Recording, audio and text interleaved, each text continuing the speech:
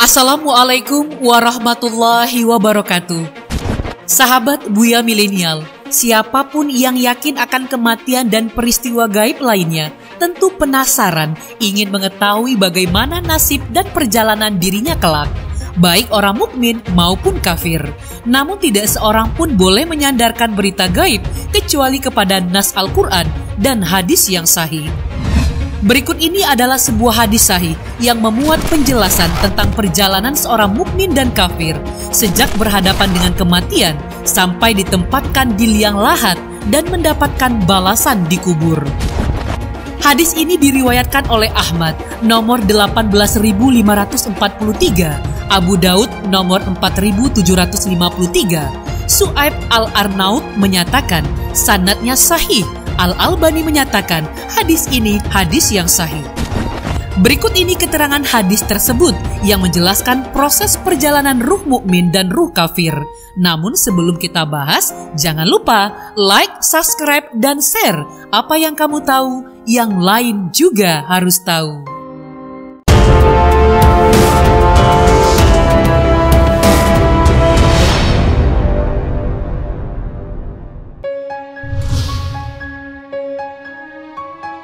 Dari Al-Barak bin Azib radhiyallahu anhu, beliau menceritakan, kami pernah mengiringi jenazah orang Ansor bersama Rasulullah Shallallahu Alaihi Wasallam.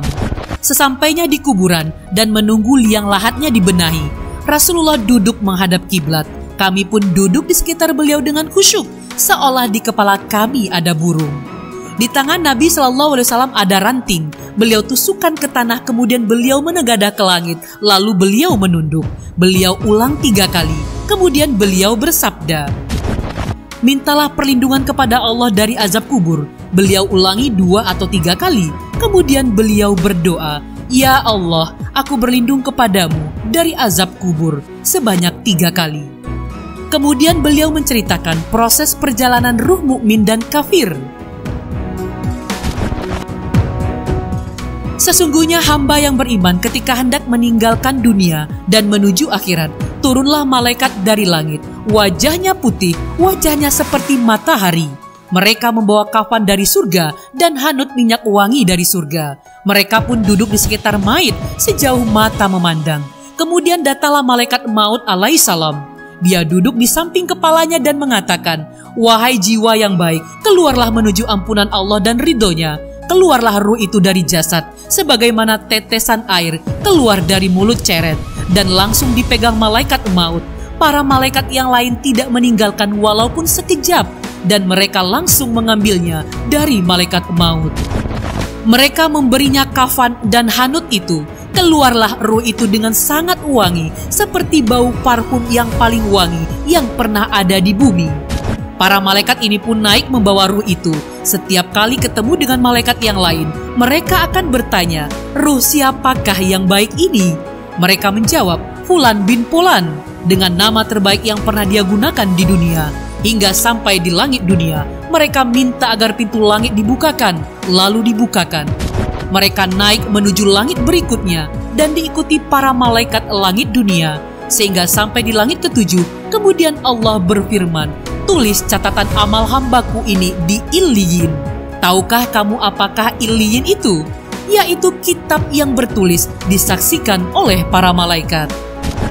Kembalikan hambaku ke bumi, karena dari bumi aku ciptakan mereka, ke bumi aku kembalikan mereka, dan dari bumi aku bangkitkan mereka untuk kedua kalinya. Maka dikembalikanlah ruh ke jasadnya. Kemudian mayit mendengar suara sandal orang yang mengantarkan jenazahnya sewaktu mereka pulang setelah pemakaman. Kemudian datanglah 2 malaikat yang keras gertakannya. Dalam riwayat lain, warnanya hitam biru. Lalu mereka menggertaknya dan mendudukkan si mayit. Mereka bertanya, siapa Robmu? Si mukmin menjawab, Robku Allah. Apa agamamu? Tanya malaikat. Agamaku Islam, jawab si mukmin. Siapakah orang yang diutus di tengah kalian? Si mukmin menjawab, dia Rasulullah Shallallahu Alaihi Wasallam. Sang malaikat bertanya lagi, bagaimana amalmu? Jawab mukmin, saya membaca kitab Allah, saya mengimaninya dan membenarkannya. Pertanyaan malaikat, siapa Robmu? Apa agamamu? Siapa nabimu? Inilah ujian terakhir yang akan diterima seorang mukmin. Allah memberikan keteguhan bagi mukmin untuk menjawabnya seperti firman-Nya. Allah meneguhkan iman orang-orang yang beriman dengan ucapan yang teguh itu dalam kehidupan di dunia dan di akhirat. Quran Surat Ibrahim ayat 27. Sehingga dia bisa menjawab, Rabbku Allah, agamaku Islam, Nabiku Muhammad Sallallahu Alaihi Wasallam. Tiba-tiba ada suara dari atas, hambaku benar, bentangkan untuknya surga, beri pakaian surga, bukakan pintu surga untuknya. Dia pun mendapatkan angin surga dan wanginya surga, dan kuburannya diluaskan sejauh mata memandang. Kemudian datanglah orang yang wajahnya sangat bagus, pakaiannya bagus, baunya wangi. Dia mengatakan, kabar gembira dengan sesuatu yang menyenangkanmu, kabar gembira dengan ridha Allah dan surga dan penuh kenikmatan abadi. Inilah hari yang dulu kami janjikan. Si Maid dengan keheranan bertanya, semoga Allah juga memberi kabar gembira untuk Anda. Siapa Anda? Wajah Anda mendatangkan kebaikan. Orang yang berwajah bagus ini menjawab, saya amal solehmu. Subhanallah, amal soleh yang menemani kita di kesepian, menemani kita di kuburan. Kemudian dibukakan untuknya pintu surga dan pintu neraka. Ketika melihat ke neraka, disampaikan kepadanya, itulah tempatmu jika kamu bermaksiat kepada Allah, dan Allah gantikan kamu dengan tempat yang itu. Kemudian si Maid menoleh ke arah surga. Melihat janji surga, si Maid berdoa, wahai Rabbku, segerakanlah kiamat agar aku bisa berjumpa kembali ke keluargaku dan hartaku. Lalu disampaikan kepadanya, tenanglah.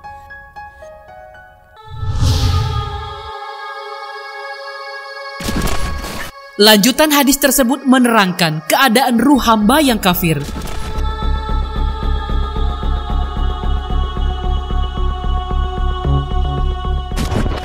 Sementara hamba yang kafir ketika hendak meninggalkan dunia dan menuju akhirat, turunlah para malaikat dari langit yang bengis dan keras, wajahnya hitam. Mereka membawa masuh, kain yang tidak nyaman digunakan dari neraka. Mereka duduk di sekitar mayit sejauh mata memandang. Kemudian datanglah malaikat maut dan duduk di samping kepalanya. Dia memanggil, wahai jiwa yang busuk, keluarlah menuju murka Allah. Ruhnya ketakutan dan terpencar ke seluruh ujung tubuhnya. Lalu malaikat maut menariknya sebagaimana gancu bercabang banyak ditarik dari wol yang basah, sehingga membuat putus pembuluh darah dan ruang tulang, dan langsung dipegang malaikat maut. Para malaikat yang lain tidak meninggalkan walaupun sekejap, dan mereka langsung mengambilnya dari malaikat maut, kemudian diberi masuh yang mereka bawa. Ruh ini keluar dengan membawa bau yang sangat busuk, seperti busuknya bau bangkai yang pernah ada di muka bumi. Mereka pun naik membawa ruh ini. Setiap kali mereka melewati malaikat, malaikat itu pun bertanya, ruh siapakah yang buruk ini? Mereka menjawab, Fulan bin Fulan, dengan nama yang paling buruk yang pernah dia gunakan ketika di dunia, hingga mereka sampai di langit dunia. Kemudian mereka minta dibukakan, namun tidak dibukakan.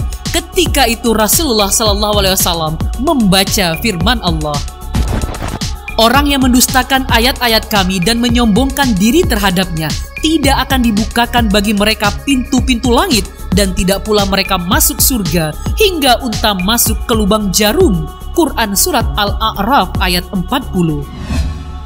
Kemudian Allah berfirman, tulis catatan amal hambaku di Sijin, di bumi yang paling dasar. Kemudian dikatakan, kembalikan hambaku ke bumi, karena aku telah menjanjikan bahwa dari bumi aku ciptakan mereka, ke bumi aku kembalikan mereka, dan dari bumi aku bangkitkan mereka untuk kedua kalinya. Kemudian ruhnya dilempar hingga jatuh di jasadnya. Kemudian Rasulullah SAW membaca firman Allah, barang siapa mempersekutukan sesuatu dengan Allah, maka adalah ia seolah-olah jatuh dari langit, lalu disambar oleh burung, atau diterbangkan angin ke tempat yang jauh. Quran Surat Al-Hajj ayat 31. Kemudian ruhnya dikembalikan ke jasadnya, sehingga dia mendengar suara sandal orang mengiringi jenazahnya ketika pulang meninggalkan kuburan. Kemudian datanglah dua malaikat, gertakannya keras. Mereka pun menggertak si mayit dan mendudukkannya. Mereka bertanya, siapa Robmu? Si kafir menjawab, Hah, saya tidak tahu. apakah agamamu? Tanya malaikat. Saya tidak tahu, jawab si kafir. Siapakah orang yang diutus di tengah kalian? Si kafir tidak kuasa menyebut namanya. Lalu dia digertak. Namanya Muhammad. Si kafir hanya bisa mengatakan, saya tidak tahu. Saya cuma mendengar orang-orang bilang seperti itu. Dia pun digertak lagi. Kamu tidak tahu dan tidak mau tahu. Tiba-tiba ada suara dari atas. Hambaku dusta, bentangkan untuknya neraka, bukakan pintu neraka untuknya. Dia pun mendapatkan panasnya neraka dan racun neraka. Kuburnya disempitkan hingga tulang-tulangnya berserakan. Lalu datanglah orang yang wajahnya sangat buruk, berbaju jelek, baunya seperti bangkai. Dia mengatakan, kabar buruk untukmu, inilah hari di mana dulu kau dijanjikan. Si mayit kafir pun menjawab, kabar buruk juga untukmu. Siapa kamu? Wajahmu mendatangkan keburukan. Orang ini menjawab, saya amalmu yang buruk. Allahul musta'an. Amal buruk itu semakin menyesakkan pelakunya di lahatnya. Kemudian dia diserahkan kepada makhluk yang buta, tuli, dan bisu. Dia membawa pentungan. Andaikan dipukulkan ke gunung, niscaya akan jadi debu. Kemudian benda itu dipukulkan ke mayit kafir dan dia menjadi debu. Lalu Allah kembalikan seperti semula dan dia pun memukulnya lagi. Dia berteriak sangat keras, bisa didengar oleh semua makhluk kecuali jin dan manusia. Lalu dibukakan untuknya neraka dan disiapkan tempatnya di neraka. Dia pun memohon, ya Rob, jangan engkau tegakkan kiamat. Demikianlah yang terjadi pada seorang mukmin dan kafir, mulai turun sakratul maut ketika sekarat untuknya hingga datang tuntutan untuknya di dalam kubur sampai tiba waktu yang telah ditetapkan Allah pada hari kiamat. Berdasarkan hadis baginda Nabi Muhammad sallallahu alaihi wasallam, wallahu alam bisawab. Semoga bermanfaat. Fastabiqul khairat. Assalamualaikum warahmatullahi wabarakatuh.